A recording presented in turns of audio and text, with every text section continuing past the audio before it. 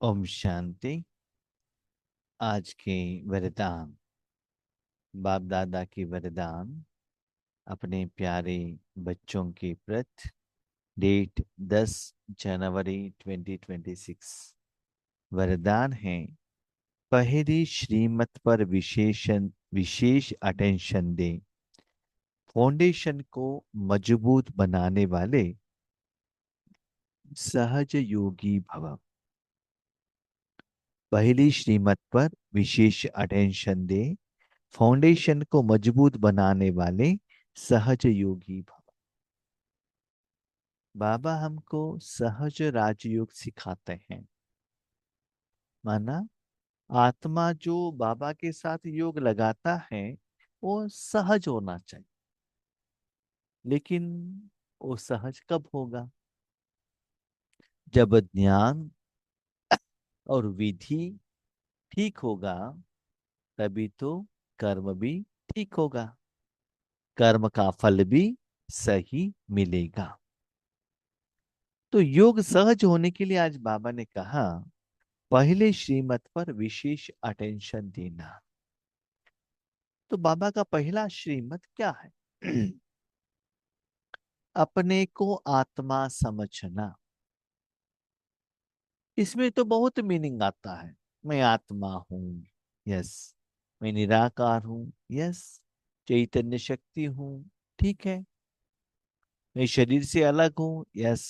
प्रकृति सिंहासन में रहता हूं, ठीक है, ये सभी है। लेकिन मैं आत्मा हूं माना, ये तीनों लोगों से सेपरेट एक एनर्जी हूं, निराकार एनर्जी। ये तीनों लोगों में मेरा करके कुछ भी नहीं है। लेकिन मैं यहाँ आता हूं, कर्म इंद्रियों को धारणा करता हूं, कर्म करता हूं और कर्म का फल का अनुभव करता हूं, बस। लेकिन इस दुनिया में मेरा करके कुछ भी नहीं है। उस मेरे में मेरा मन बुद्धि को हमको नहीं लगाना। तो आप आत्मा समझकर बाबा को याद रखो, याद करो। क्योंकि अभी यहाँ दो चीज, एक है आत्मा, दूसरा है परमात्मा। दोनों चीज आपस में मिलना चाहिए, तो दोनों चीज एक ही जैसे होना चाहिए ना। जैसे एक आइटम लिक्विड है, दूसरा आइटम है हार्ड। दोनों को एक दो में मिलाएंगे तो दोनों मिलेगा नहीं। जो हार्ड आइटम है लिक्विड के अंदर सेपरेट रहेगा। फॉर एग्जाम्पल पानी है, यस। पानी में एक पत्थर है, ओके। दोनों को मिलाया, पत्थर अलग ही रहेगा ना, पानी अलग ही रहेगा। और पानी और पत्थर दोनों एक साथ में है, लेकिन दोनों मिल नहीं सकते। पत्थर अलग, पानी अलग, ठीक है।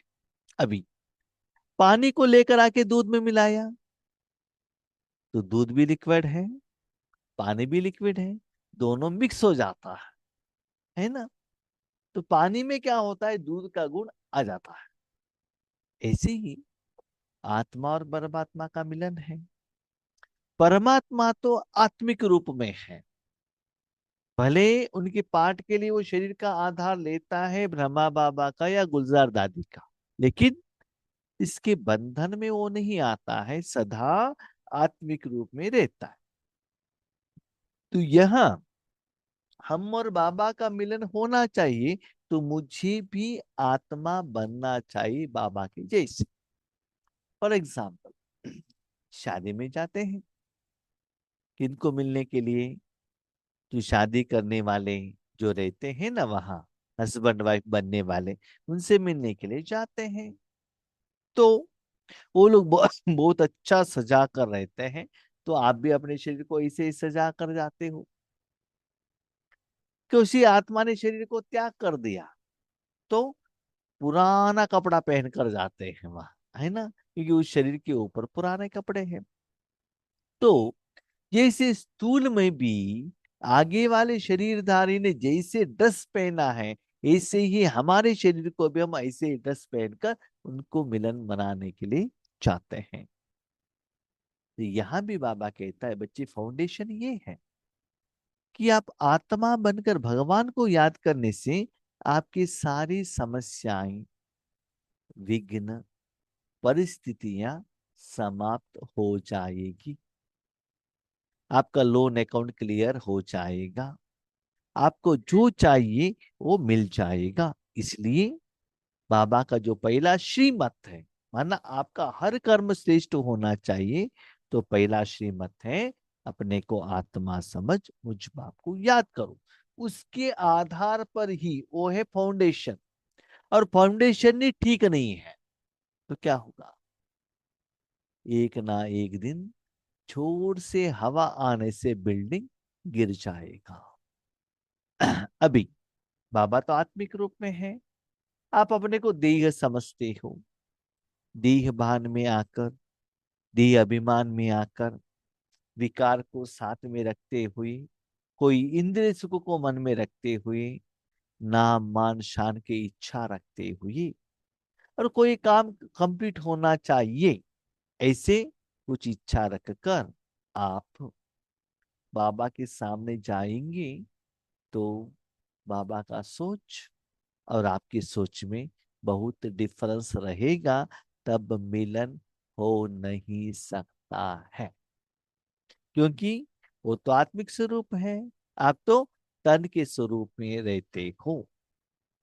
इसलिए मिलन सा नहीं होता है। इसलिए जो रिजल्ट आना चाहिए वो नहीं आता। तो बाबा को क्यों याद करते हैं? क्योंकि हमको शांति, सुख, आनंद, प्यार चाहिए ना। तो आत्मा बनकर बाबा को याद करो और फाउंडेशन को स्ट्रांग बनाओ। जो चाहिए आपको मिल जाएगा। तो बार बार बार आपका मन बुद्धि बाबा की तरफ चला जाएगा। बाबा आपको बार बार खींचेगा। तो योग आपका सहज होने लगेगा। क्यों?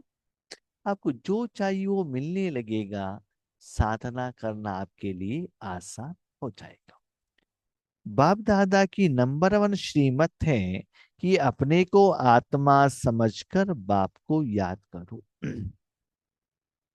ये बाबा का नंबर वन श्रीमत। और जो भी कर्म करते हो, अपने को आत्मा समझकर हर कर्म करो। ये बाबा का श्रीमत। यदि आत्मा के बजाय अपने को साधारण शरीरधारी समझते हो, तो याद टिक नहीं सकती। मैं शरीरधारी हूं, तो शरीरधारी समझने से शरीर को जो चाहिए वही पूछते हो।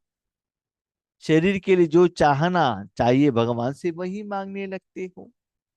शरीर समझने से शरीर के रिश्तेदारों को लेकर ही मन बुद्धि से अब भगवान के पास चले जाते हो। तो बाबा तो आत्मा के लिए देने के लिए आया है। अब शरीर समझ कर जाते हो तो वहां मिलनसार नहीं होता। इसलिए लंबे समय तक आप बाबा के साथ याद नहीं कर सकते हो। कोई हाईली एजुकेटेड है, कोई अनएजुकेटेड, कोई बहुत अच्छा पोजीशन में है, दो लो पोजीशन में। तो दोनों में लेवल ठीक न रहने के कारण ज्यादा समय वो आपस में बातचीत, लेन देन नहीं कर सकते। जब दोनों समान रहेंगे तभी एक दूसरे से वो बातें कर सकते हैं। वैसे भी कोई दो चीजों को जब जोड़ा जाता है तो पहले समान बनाते हैं।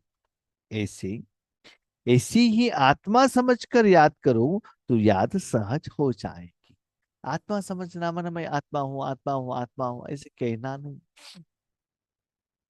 आत्मा को देखना नहीं, निर्बंधन होना, जीवन मुक्त होना, सिर्फ एक शक्ति समझना और मन बुद्धि से बाबा से जुड़ना। क्योंकि परमात्मा में क्या है?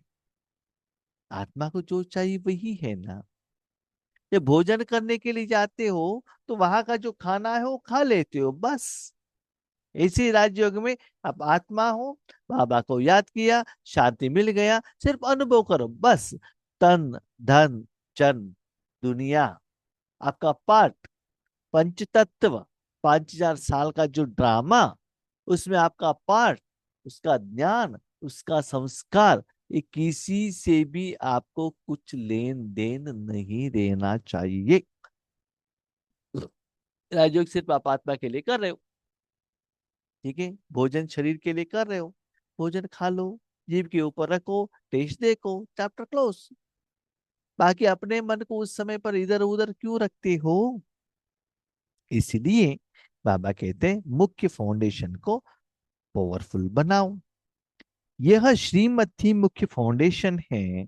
इस बात पर बार बार अटेंशन दो तो सहज योगी बन जाएंगे, वरना आप भी आत्मा बने।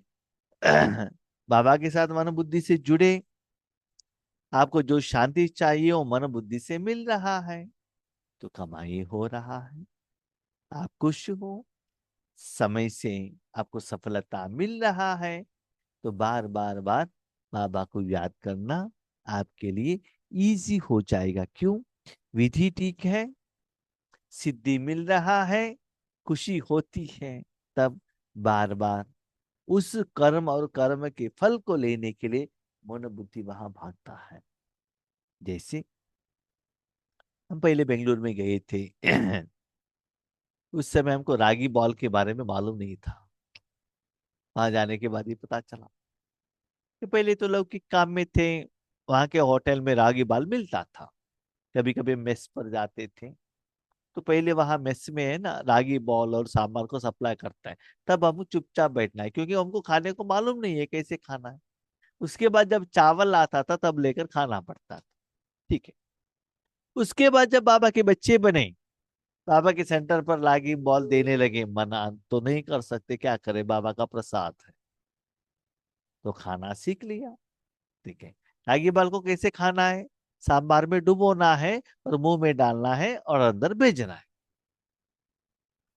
लेकिन हमने क्या किया, पहले वो रागी बाल को टच करना है तो पहले हाथ को सांबार में डिप करना पड़ता है, उसके बाद रागी बाल को टच करना है। पहले गलती ये किया कि डायरेक्टली हाथ को लेकर जाके रागी बाल को टच किया, तो हाथ में वो चिपक गया। नेक्स्ट, आगे बाजू आगे आगे वालों को देखा वो क्या करते, कॉपी करना है ना, उसको लेके जाके सांबार में डुबो दिया, मुंह में डाला। हमको क्या संस्कार था, जो भी मुंह में डालते बहुत अच्छा चबाना है, तो मैंने चबा लिया। तो क्या हुआ, दांतों में, जीभ में, मुख में, ऊपर में, नीचे में, सभी जगह पर वो स्टिक हो गया, लग गया। टेस्ट के बदले क्या हो गया, वो अच्छा नहीं लगा। तो विधि क्या था, मुंह में डालना, अंदर भेजना, चबाना नहीं। वो विधि मुझे मालूम नहीं था, इसलिए मुझे रागी बाल खाना अच्छा नहीं लगा। तो गलती रागी बालों का है या बनाने वालों का है? किसी का भी नहीं है, लेकिन उसको कैसे यूज करना है वो विधि मैं नहीं जानता हूं ना। ऐसी ही राजयोग कैसे करना है वो विधि मुझे मालूम नहीं है, तो सहज रूप में योग भी नहीं होता है, मिलन भी नहीं होता है।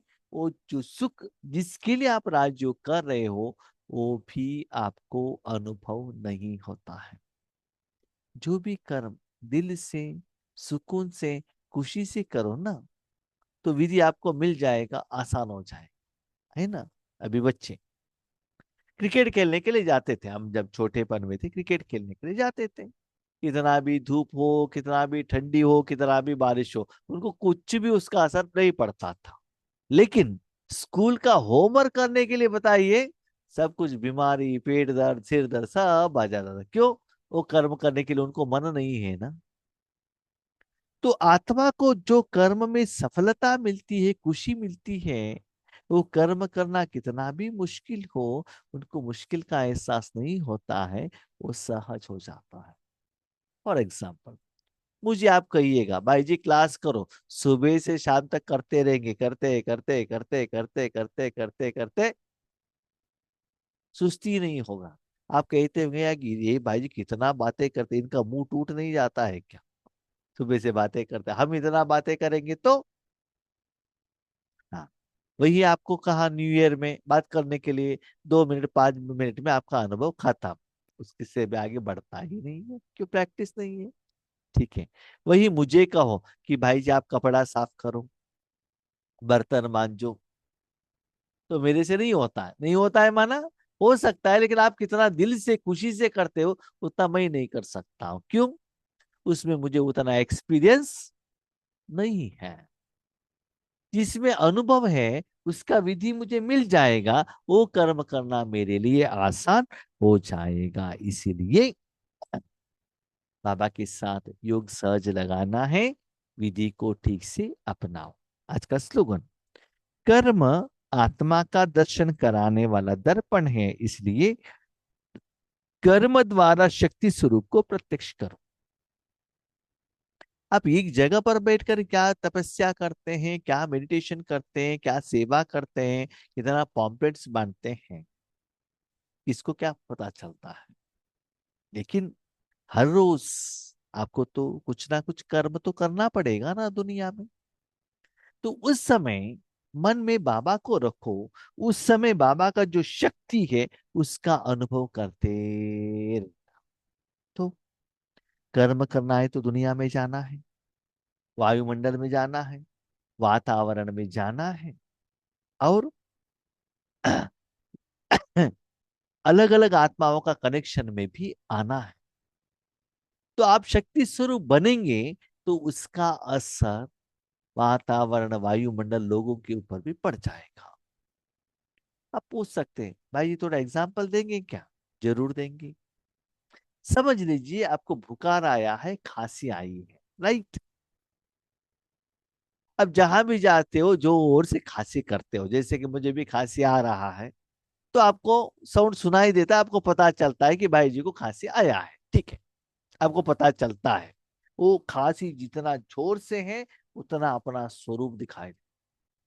ओके, मैं आपके सामने आया, आपके कनेक्शन में आया, आपके बाजू में बैठा, आपके सामने बैठा, जोर से मैंने खांसी किया, तो क्या होगा? आपको सुनाई भी देगा, नेक्स्ट डे आपको भी ठंडी लगने लगेगा। मेरा जो स्वरूप है आपको अभी ट्रांसफर हो जाएगा। हाँ, है कि नहीं? आप खांसी लेने के लिए नहीं आए थे, लेकिन मेरे संबंध संपर्क में आने से खांसी भी ट्रांसफर होगा, मेरा बुखार भी आपको ट्रांसफर होगा। अय्यप्पा स्वामी भक्तों के साथ रहो, वो लोग स्वामी स्वामी स्वामी कहते हैं, आपके मुख में भी उनके साथ रहने से क्या होता है? स्वामी स्वामी स्वामी आ जाता है। बाबा के घर में आओ, ओम शांति कहते कहते कहते आपके मुख में भी ओम शांति आ जाएगा। इस्कॉन में जाओ, हरे राम हरे कृष्णा कहते कहते कहते आपके मन में भी, मुख में भी हरे राम हरे कृष्णा आ जाएगा। है कि नहीं? ऐसी ही जब कर्म के क्षेत्र में, कर्म के समय पर आप पावरफुल ईश्वरीय शक्ति का स्वरूप बनेंगे, तो आपके कर्म द्वारा उस समय जो भी आत्माएं आपके संबंध संपर्क में आते हैं, साथ में वायुमंडल, वातावरण, पंच तत्वों में भी ईश्वरीय शक्ति का फ्लो हो जाएगा। इससे भगवान का दर्शन हो जाता है। आपका कर्म द्वारा भगवान का प्रत्यक्षता होने लगता है। तो उस समय आप जितना शांत रहते हो उसका असर सेवा के रूप में परिवर्तन हो जाता। सपोज समझ लो आपको बुखार आया है, मुख तो लाल लाल है, लोगों को भी दिखाई देगा ना इनमें कुछ डिफरेंस है। इनको बुखार आया है, खांसी है, ठंडी है, देखते ही पता चलता है कि आपके शरीर में क्या है, क्योंकि वो रिफ्लेक्ट कर रहा है ना, खांसी के रूप में, ठंडी के रूप में, कफ के रूप में, गर्मी के रूप में। ऐसे ही जब बुखार, खांसी, कफ आपके शरीर द्वारा अपना प्रेजेंस दिखाई दे सकता है, और आपके द्वारा दूसरों को भी अपना असर उसके ऊपर पड़ा सकता है, आ सकता है, उनको भी बीमार कर सकता है, कि बाबा का शक्ति आपके तन द्वारा दूसरों को ईश्वरीय सेवा नहीं कर सकता है क्या? लेकिन स्ट्रांग रहेगा तो। आप में बुखार ज्यादा है, खांसी ज्यादा है, तभी बाजू वालों को वो ट्रांसफर होगा। वो उसका परसेंटेज कम है, उसका पावर बाजू वालों को ट्रांसफर नहीं होगा। इसलिए शक्ति को क्या करो? स्वरूप बनाओ, पावरफुल बनाओ, स्ट्रांग बनाओ, तब क्या होगा?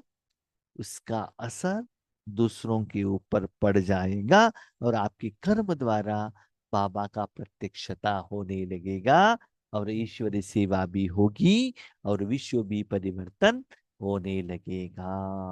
माना उस कर्म में बाबा का इतना शक्ति फ्लो होना चाहिए और आपको अनुभव भी होना चाहिए। मुझसे कुछ कहने का जरूरत नहीं है। वो शक्ति जितना पावरफुल होता है, अभी देखिए वर्तमान समय में आप जानते हैं ठंडी का शक्ति कितना पावरफुल है ना। जो भी बैठते स्वेटर पहन कर बैठते हैं, कान को बांध कर बैठते हैं, हाँ, बॉडी को हिलाते हैं, खांसी करते रहते हैं, इसका मतलब ठंडी है। जिनको भी फोन करते हैं, भाई जी यहाँ इतना ठंडी है हम टॉयलेट नहीं कर सकते हैं, तो उसका असर पड़ जाता है ना। ऐसे ही आप भी इतना पावरफुल शक्ति स्वरूप बनो। कौन सा शक्ति? गुस्से का शक्ति नहीं, परमात्मा का शक्ति। इतना स्वरूप मानो, उस शक्ति का एहसास आपको होना चाहिए। जब बुखार का असर आपके ऊपर पड़ेगा, तभी तो बॉडी से वो गर्मीपन या ठंडीपन बाहर जाएगा ना, तभी तो दूसरों को अनुभव होता है। ऐसे ही परमात्मा शक्तियों का अनुभवी बनो, तो आसानी से राजयोग भी होगा और ईश्वरी सेवा भी होगा। ठीक है। अच्छा, ओम शांति।